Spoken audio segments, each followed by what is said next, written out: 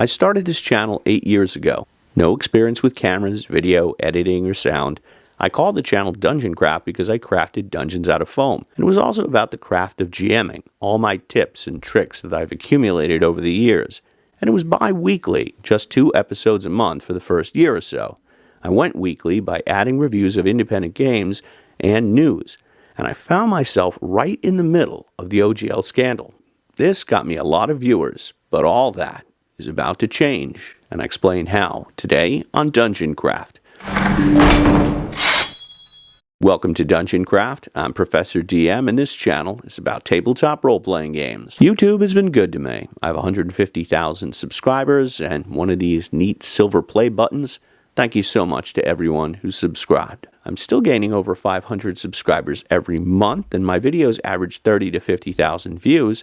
That's not bad for a channel that's been on for 8 years, and most YouTube channels only last 3 to 5. But things are about to change, big time. And the changes I'm making are likely to lead to reduced viewership. I'm no longer going to be covering gaming news or mainstream Wizards of the Coast D&D. I think other channels do that better, and quite frankly, I'm bored with it. That's not to say I'm never going to be covering mainstream D&D. I just did a review of the new Keep on the Borderlands starter set, and I thought it was very good. But I'm going to be doing less of that. See, I don't think that D&D is a game. I think it's a number of games, and it's essentially a different game at every table. Ben Milton, my colleague at Questing Beast, divides D&D into 2 broad categories. One is official D&D. This is the IP owned by Wizards of the Coast and Hasbro. When the media covers Dungeons & Dragons, this is what they mean. Then there's folk D&D. Folk D&D are the people who play other versions of Dungeons & Dragons than the current one, especially BX and the first edition. It includes the OSR, Old School Renaissance, and crazy mad scientist homebrewers. And I am more in the folk camp. I don't play with tieflings, tabaxi, genasi, dragonborn, or any of the races or species or whatever you want to call them after the 2nd edition. I don't play with death saves, D20 initiative, and I don't pay attention to official Wizards lore, and I don't think Wizards of the Coast is an authority on whether orcs are evil or not. Because orcs aren't real, but I'm not strictly an old school guy either. I like ascending armor class, advantage and disadvantage, milestone leveling, and I think Wizards should start with more than one spell. But I subscribe to these OSR ideals. I prefer simpler mechanics and games that give the game master more authority to just make decisions. I believe in rulings over rules as written. I also prefer systems that are more challenging and less forgiving, like Shadowdark, Dungeon Crawl Classic, Old School Essentials, Lamentations of the Flame Princess, and my upcoming game, Deathbringer. And one of the people contributing to Deathbringer is my friend Bob Worldbuilder, who sponsored this video. He's got a new adventure coming out on Kickstarter this week, Under the Shadow of Hellfast Spire, a 64-page zine-style adventure for Shadowdark, but compatible with any OSR game. It includes new classes like the Berserker and Necromancer, new monsters, magic items, gear, hexcrawl wilderness sites, and the Cold Catacombs dungeon. This is a prototype, but as you can see, it's nearly complete, and there's lots of mysterious places and dangerous dungeons to explore, and you'll find a link to the Kickstarter below. When you start out on YouTube, you don't know what you're doing, and you don't know who your audience is because, well, you don't have an audience. But eventually, over time, you start accumulating one, and the analytics tell you who they are. Although I still recommend going to cons and meeting people in person. My viewers are older, almost exclusively game masters with years or decades of experience, and they play other games, not just exclusively Dungeons & Dragons. They are TTRPG enthusiasts, not just D&D fans. And this is the audience I want to focus on moving forward. So here are the changes I'm going to be making in 2026, some of which you may have already noticed. First, I have a new intro. It's much shorter with no theme music.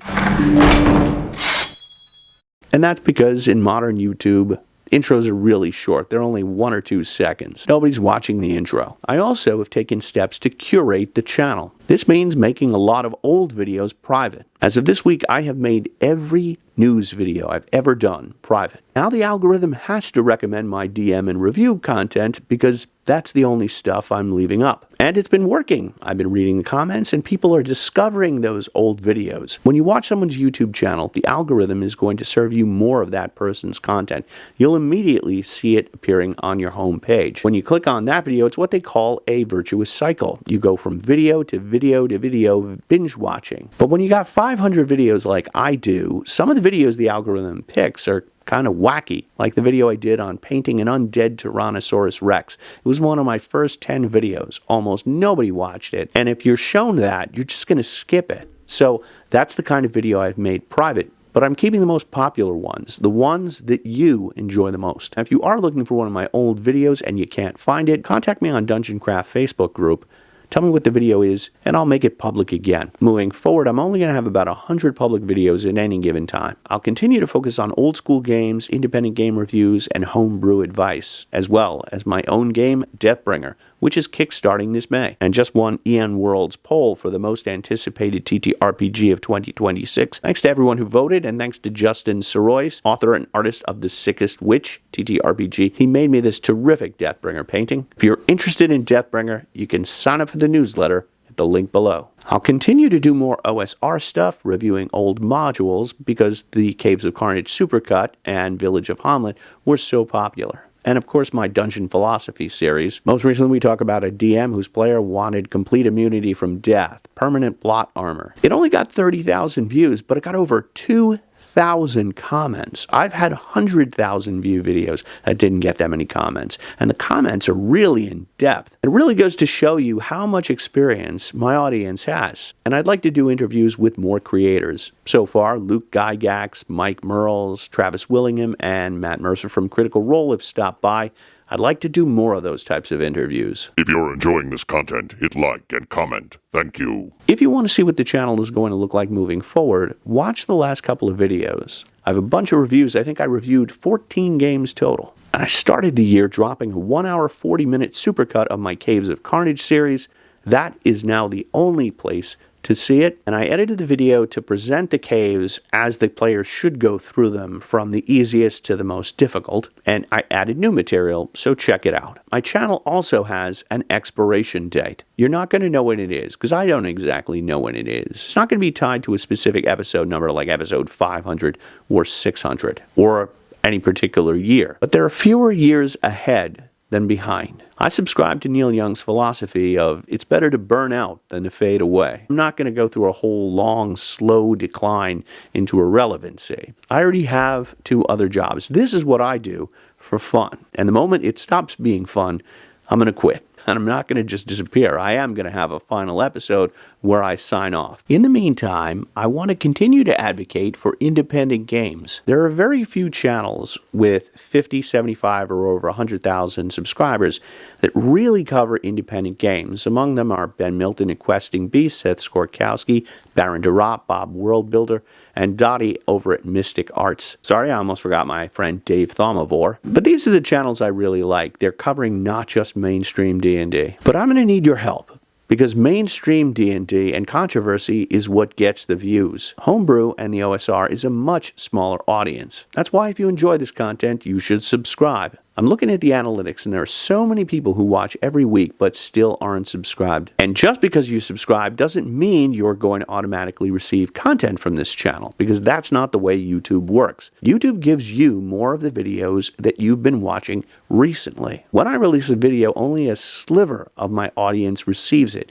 If that sliver watches the video to the end, it gets sent out to more subscribers and then to general audiences. So if not enough people watch a video in the first hour or 2 of its release, YouTube buries it and you're unlikely to see it on your landing page. And that's why every Monday or Tuesday when I upload, you should search for Dungeon Craft on YouTube. My latest video will always appear. If you want to take your support to the next level, you might consider Patreon. Patrons get access to my DM's notebook, private Discord, exclusive videos, and live events. And drop a comment below and let me know what you want to see. I try to read as many of the comments as possible. That's the best way for you to help shape the future of this channel. Thanks so much for watching, and until the next time, may all your rolls be 20s. To learn more about Deathbringer, click on the left. For the Caves of Carnage, click on the right. And every time you click, I will eviscerate a tiefling. You're welcome.